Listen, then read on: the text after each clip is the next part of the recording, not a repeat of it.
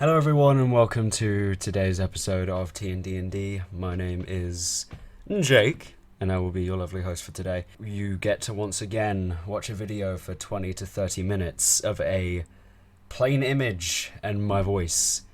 However, I think that this is I'm proud of the podcast, as I believe Laura is as well. I have an innate ability where I can ramble for days about everything and nothing at the same time. It's a blessing and a curse simultaneously. It means that I'm a great DM for that sort of stuff, with the explaining things and constantly keeping the dialogue going. Sometimes it means I can talk over people as well. But generally, I can talk a lot, which is why podcast. Today we're here to talk about a bit more of a specific topic than normal. I've been discussing a few different systems and ways to play the game and stuff like that. Let's address something that's for a DM and players for once, because I haven't talked about stuff for a player in a while. And even though this advice can definitely help both parties, kind of want to maybe do a bit more of a focus on the player side of this concept today. That's religion in D&D and extended tabletop RPGs. I think religion is an interesting subject. Initially, when I had started playing D&D, religion just didn't vibe with me. I didn't really like it. I thought it was okay. Oh, cool. Well, people have faith and stuff like that. But we never really had a cleric who really cared about having any sort of deity for a while. So I was just kind of used to the concept of having religion be a very minute thing in the larger picture. I have since then run quite a few modules, and after having spent a few hours before starting to record this podcast just writing down deities, I like religion. And nowadays I make all of my player characters religious. I haven't had a single non-religious one in a while, I don't think. Well, there's one that I'm playing right now that isn't religious, but they're the furthest away from anyone who would ever want to have a religion, period. So yeah, that's kind of that. I am currently playing a human fighter. If you in any way reacted to that in he's playing a human fighter, you can leave, because it's the best. So fight me. And he is a battle master, and he worships Ilmater, the god of suffering. I will take the pain of the world on my shoulders. That's his philosophy. And that's kind of dictated a lot of various roleplay decisions and decisions for combat and the stuff like that have ended up in him being a much more interesting character, in my opinion. Religion can owe a lot to anything. So, to start off with, religion is not just for a cleric or a paladin. You can go way beyond that. Like I said, fighter that is religious. Anyone can be religious. There are deities for pretty much every sort of class that you could possibly think of. I'm trying to think of one that maybe doesn't have some sort of religion you could perhaps attach to it. And I'm like, oh, artifact, no, gone. You could seriously take a religion from any sort of place and manage to find it vague enough where it could apply to your character. And it's great. Granted, clerics are kind of required to worship some level of a deity or someone they believe to be a deity enough where they can channel divine powers from them. Paladin's a little different. I haven't fully checked all of the wording for a paladin in the player's handbook and stuff like that, but I don't really think a paladin needs to make an oath to a deity. They don't need to worship any sort of higher power or god or something. They simply just need to make an oath that's strong enough for them to harness it in a power that allows them to fulfill it. And I think that's definitely a lot of cool flavor for a paladin. I played a vengeance paladin once whose, family got killed, yada, yada, yada. And he, instead of, instantly getting to work, he knelt down, looked up, and went, somebody help me kill these fuckers. And now he's a vengeance paladin. And yeah, he wasn't particularly faithful to anyone. He just asked for power and had received it. That also kind of freed up later levels, gaining Hexblade levels. I really wanted that powerful as shit build. Just for the fun of it, because I like to make powerful characters, because that's fun to play when you're strong.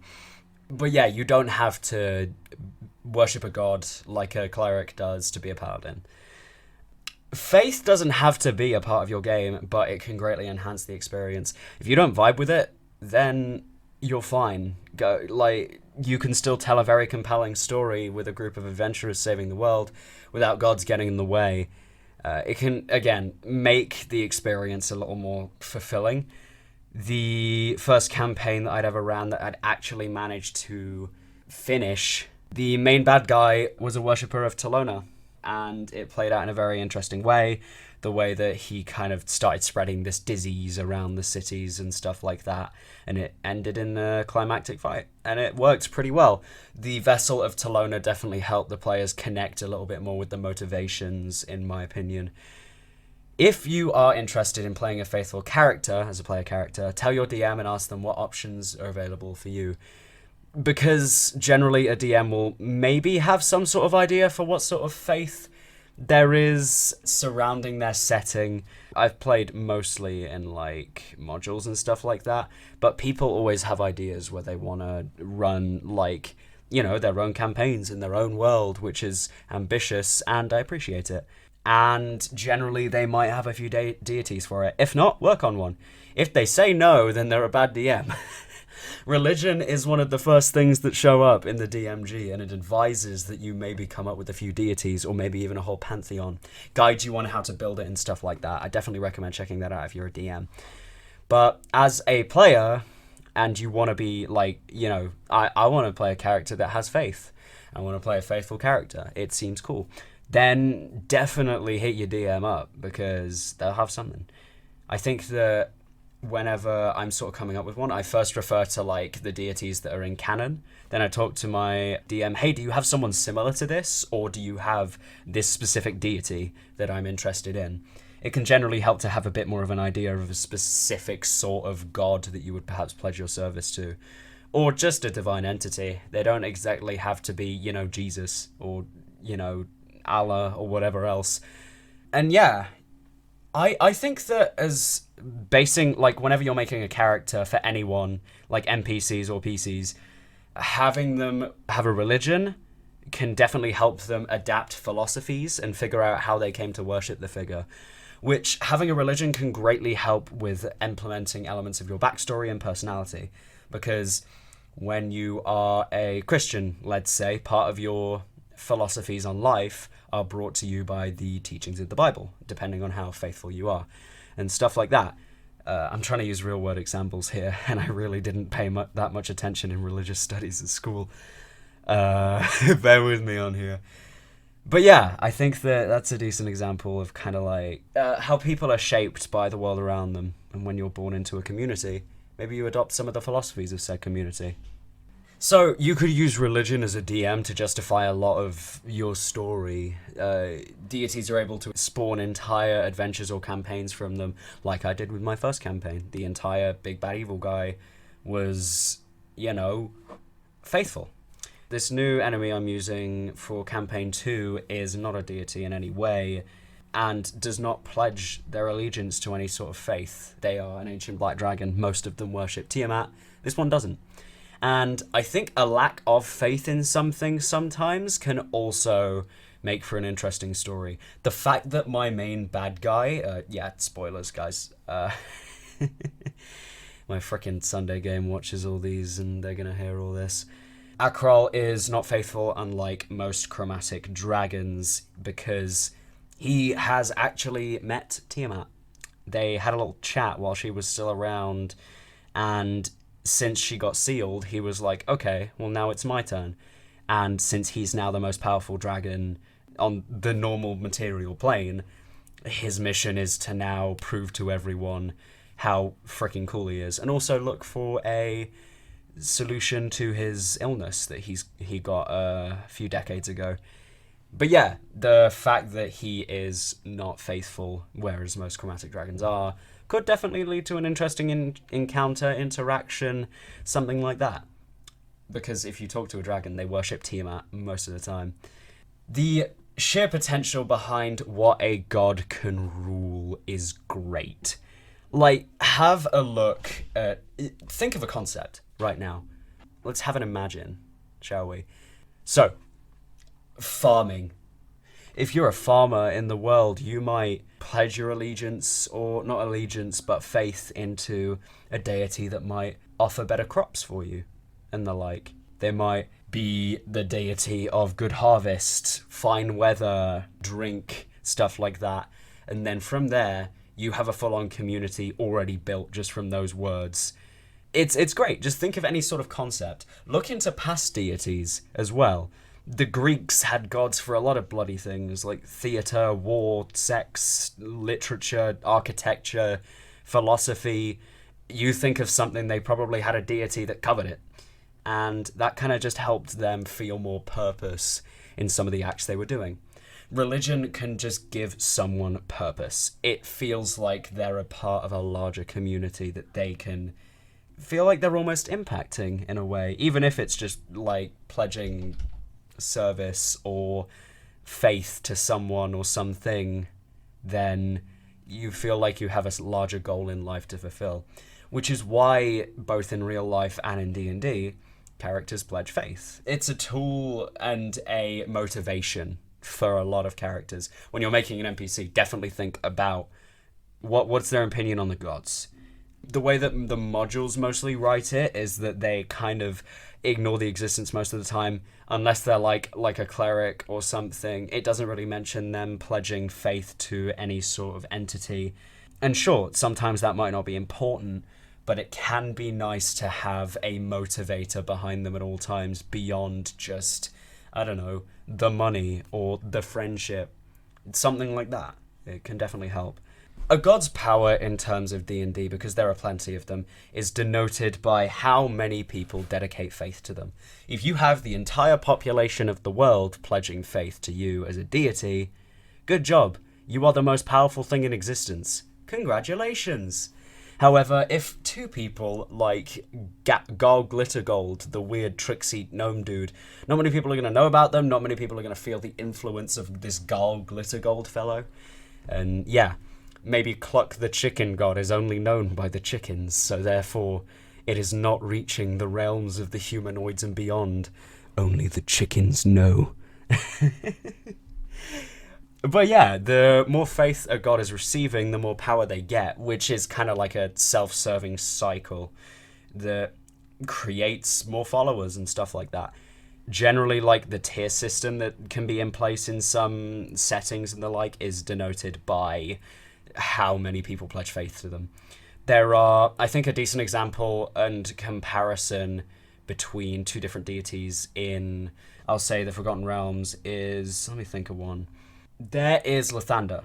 Lathander is probably one of the most iconic in the Forgotten Realms in terms of he's the sun, fertility, life, happiness, stuff like that. Obviously, people want to vibe with that, so therefore they're going to be pledging faith to him in hopes that they themselves can attain happiness and the sun and great fertility and stuff like that. And then you have more specific ones that don't cover as much. So Mask is a good example of one that's a bit more specific and unknown. Mask is the god of all thieves, and generally, like, most thieves don't worship Mask, but Mask is there. So that is a lesser deity in terms of what I would consider to be the quote-unquote tier system due to the kind of vague nature. Well, it's not vague, it's more specific even. So the more specific a deity's, like, one or two things they have, that means that they're going to have a lot less followers. If a deity has a bunch of vague principles that are like, they have 5 or 6 vague principles, you've got an entire freaking, like, 1 million or 2 people worshipping you, because it's a good net to throw anything over in their general concept. Meanwhile, you've got Mask over here, and generally, unless you're a thief, you're not really going to, like, pray to him. It says that, like, people will pray to Mask to not have their things stolen and stuff like that. It's kind of a neat concept, the fact that some people pray to the more negatively known gods to try and appease them and stuff like that. The second floor of my mega dungeon I've been working on right now, spoilers, is largely, or used to be, a place where sailors would drop off and try and pay tribute to what's her name? Umberlee, that's her name, known as the Bitch Queen, which is the god of the sea, where sailors would go there and they would try to appease her. They would, like, throw coins into the large river in the center and just watch them roll and stuff like that. And they would give to the sea so that the sea would give them safe passage and stuff like that. And yeah, I think that that's an interesting concept you could always play with. Pre-written campaign settings have great sets of deities, and if you want to look into the various things one can have, just, again, look at any concept. Think about, so if you've got your own setting and you think, I have this bad guy. They like teleporting and they like messing with time. I should make a time god that likes to mess with it. Yeah, that sort of thing. And that can certainly play into some interesting stuff. I was in a few sessions of a campaign once that my mate wanted to try, where it was based on you being in a testing ground for the god of time or something, where they would constantly shift and mold it so that they could eventually learn how to make the world a better place, ultimately. But the consequence is that they're taking innocence into that process just to fully harness time to it the best of their ability and stuff like that. And I think that was an interesting concept. It never got off its feet, but yeah. So maybe think about, come up with a character first, maybe, and then think about what you want them to relate to in terms of their faith. Here's an example of me doing that. I have a backup character right now for Dungeon of the Mad Mage. It is a half-orc paladin of the Watchers named Sir Ione.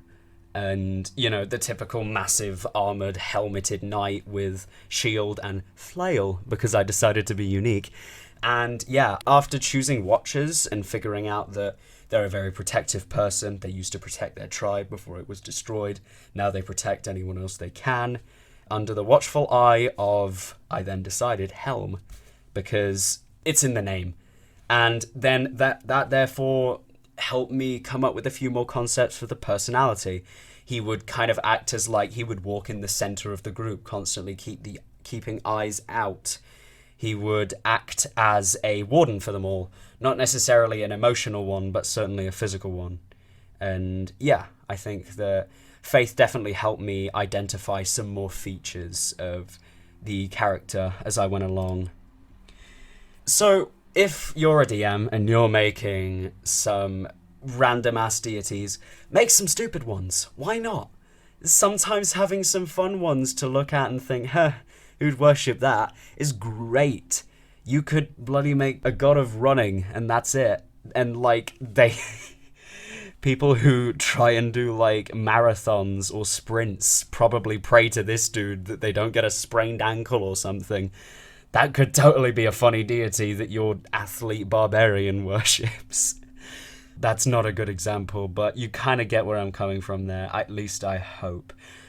So, when you're constructing your own pantheon for your world, adventure, campaign, maybe consider how it might serve the story that you have or want to tell in place in the future and the present. It doesn't have to affect any of that. It could maybe affect the start, and then the fact that religion is involved in it can slowly fade away as it becomes more personal and less attached to deities and their plight and stuff like that. Yeah, think about how it would serve the story. I ran a few sessions of a Theros campaign. If you haven't heard of Theros, it's a Magic the Gathering setting based around the concept that the gods are quite possibly the most present in any setting. Any story told in Theros is one of gods against gods and conflict between them. I was telling a story in this one of the god of victory, Erois, being disgraced by... Oh God, what's the other one? I can't remember the name of the other one, but they were like the god of slaughter. They were basically opposing Erois in every sort of philosophy that they sort of had. And I think that alone was enough to kind of be a driving force for the players, who I had beforehand, asked what sort of deities they vibed with, and generally it started gravitating towards this Erois-esque sort of surrounding in terms of the philosophies, and from there that grew to an entire campaign. The religion definitely served the story quite well and resulted in a decent driving force in the campaign, in my opinion. Well, generally, it isn't so important to expand on them before beyond like the core ones that you intend to use or a player's interested in having. It if you feel like you want to implement it, but like there's a lot of work, you can either steal from other people, roll on tables. There's a lot of tables to roll on, or you could simply try and write the ones or think of the ones even that you would maybe use in comparison to the rest. And yeah, it's difficult because sometimes you really want to just go overboard and think of every religion. Sometimes players don't want that. My pantheon in my homebrew world is primarily made up of those in the Forgotten Realms because I simply thought these ones are cool. I'll implement most of these. I've taken some out that I didn't feel like would owe to any sort of story that I would personally want to tell. However, if my players are suddenly interested in that sort of deity, I'm more than willing to put it in. There's a few hijinks as well where I've slapped a couple of Wild Mount ones in there due to a certain player not fully understanding how religion worked beyond worlds, but I don't blame them at all. And plus, it's created a very interesting story element. I've certainly expanded beyond what I need to do in terms of my world, but I think that could definitely help in terms of the storytelling. And yeah, I'm genuinely excited to see kind of how the religion implements into the rest of the world. Currently, the ones that are kind of in play in my campaign are Jurgal, Helm, the Luxon, weirdly, because, again, that guy. Love you, man. And there is also an element of Torm Tia, or I think it's Helm again, but in the form of a different person. There's a lot of stuff going on in our party in terms of faith and the like. We actually have a cleric who is not faithful. It's kind of a flavor thing almost entirely, so he isn't really playing a cleric in like roleplay, but in function is a cleric. He's a light cleric. He's a warforged, blasty, destroyee cleric who was programmed to protect and heal people. So that's what he does. It's not spells, it's, foam. I love the way that he flavored that. It's a really interesting thing to me. And yeah, even your clerics don't need to be faithful, but a true cleric is faithful in terms of the rules of what D&D sets out. I think a decent example of a really weird-ass but cool relationship with a deity, I'm not fully up to date on this sort of thing, but Kishore on Critical Role, played by Will Friedle, is a cleric, and he doesn't necessarily worship his deity. It's a really weird relationship. It feels almost exclusive from what I've seen, and like he considers her his like wife or something. And I think it's a really interesting thing, and I'm not fully sure what that means, but I'm into it. I definitely want to see more of that as we go along, as I go along in the story, and it just seems like kind of a cool concept to me. Generally, just think of the cool concepts, man. Think of what makes you, as a player or a DM, want to play the character or story. Think of, so me as Orson Mastersworn, my human fighter worshipping Ilmater, has resulted in me coming up with a lot of backstory elements and is also just making him more fun to play for me, I think. It helps me come up with various actions and can make it a little easier on my shoulders when all I need to really remember in terms of his philosophy, other than a few scatterings of various other personality traits, is that he owes service to Ilmater and protects those ideals. And yeah, I like him. I like him a lot. He's my baby, and if he dies, I will kill James. Nevertheless, thank you for listening. I'm really excited for where the podcast will be going in the future. I kind of like recording the podcast more than most things, if I'm going to be completely honest, because it's a vessel for me to just yabber on about whatever the fuck I want in comparison to our, rigid, we have 2 videos a week that are based off a module or like a concept. I'm perfectly fine still doing those, and I have fun in doing those as well. It's just that I feel a lot more free on here because I can just talk about whatever's currently going on in terms of my D&D/real life that I feel is impacting some stuff. Solving player and DM problems is a decent example where I was kind of going through a few different issues with various players and the like that I felt were unjust, or with DMs as well, that I just didn't feel a fan of, and my eyes were kind of opening to the possibility of like some people are kind of bad at D&D and also just really not nice people in terms of the game. I've had cheaters in my games. I've had some real weird DMs that make you program for 5 hours to have their free dynamic lighting plugin. That was so weird.